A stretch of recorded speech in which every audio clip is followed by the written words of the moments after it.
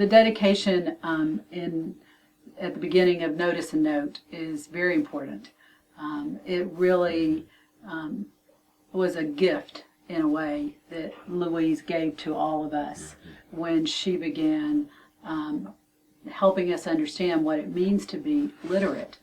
She was the guiding light for much of what I tried to do in response and analysis and elsewhere, because she was so determined to make sure that people recognized that reading was not simply a matter of extracting something from the text.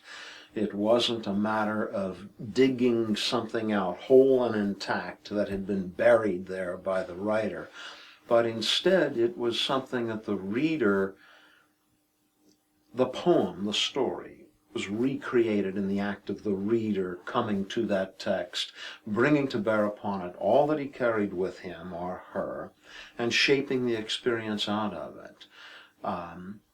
She made the point that you simply can't see anything except through your own eyes, and the only way to refine your vision, the only way to see something the way someone else sees it, is to respect what you see first. Know it, understand what it is, and then look at what another viewer might offer you. And she encouraged us never to forget about the importance of that reader.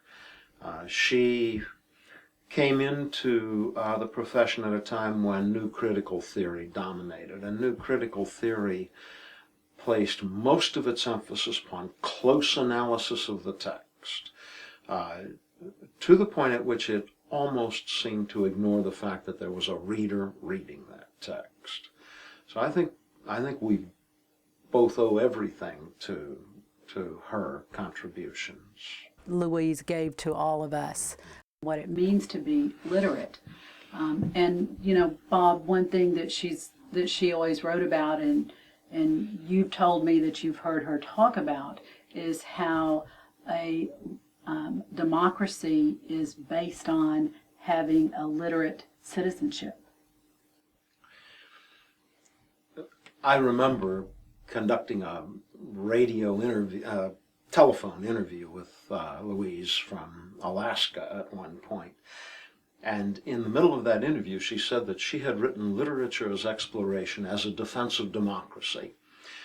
Startled me. It shouldn't have, but it did, because I always thought of literature as exploration as a text on critical theory, a theory about the nature of reading and the role of literature in the intellectual development of a student.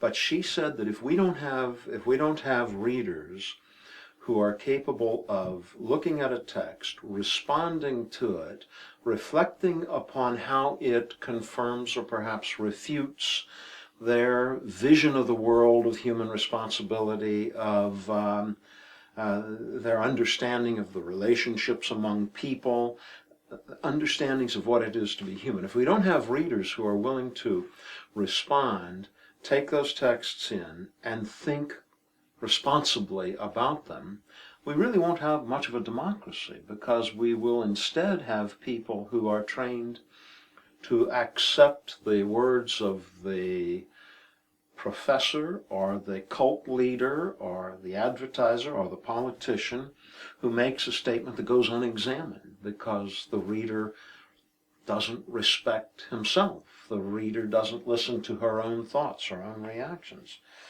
That never was ever intended to mean all you do is ask a kid what he thinks or how he feels and then dismiss it, because there's no intellectual growth in that.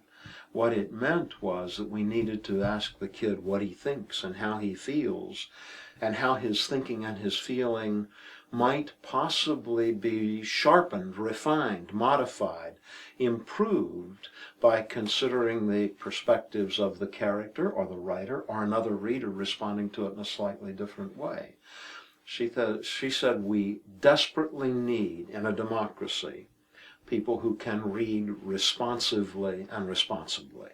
That's not a quote, but that's my own interpretation of what she told us that day.